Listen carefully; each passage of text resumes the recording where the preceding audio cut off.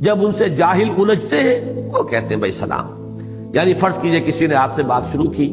آپ نے بھی اپنی بات اس کے سامنے رکھی، لیکن آپ کو محسوس ہو گیا یہ سمجھنا نہیں چاہ رہا، یہ الجھنا چاہ رہا ہے، یہ خامخواہ کو بحث کے اندر مجھے الجھانا چاہ رہا ہے، اس کی نیت جو ہے بات سمجھنے کی نہیں، تو فوراً بجائے اس کے کہ آپ بھی اب لٹا پین رہے اس کے ساتھ اور جیسے اس کا پارا چڑھے آپ کا بھی پارا چڑھنا شروع ہو جائے، تو اس کا حاصل کچھ نہیں، نقصان ہے، اس سے فائدہ کچھ نہیں ہوگا، نقصان پہنچ جائے گا. اس لیے فوراً جیسے ہی محسوس ہو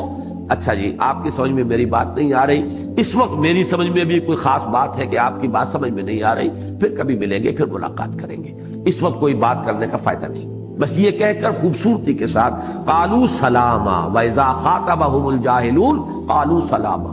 جب ان سے مخاطب ہوتے ہیں یا الجھتے ہیں جاہل لوگ، جاہل عربی میں کہتے ہی اصل میں ان پڑھ کو نہیں جاہل کہتے ہیں، عالم کے مقابلے کا لفظ جاہل نہیں ہے عربی میں، جاہل کہتے ہیں جذباتی آدمی.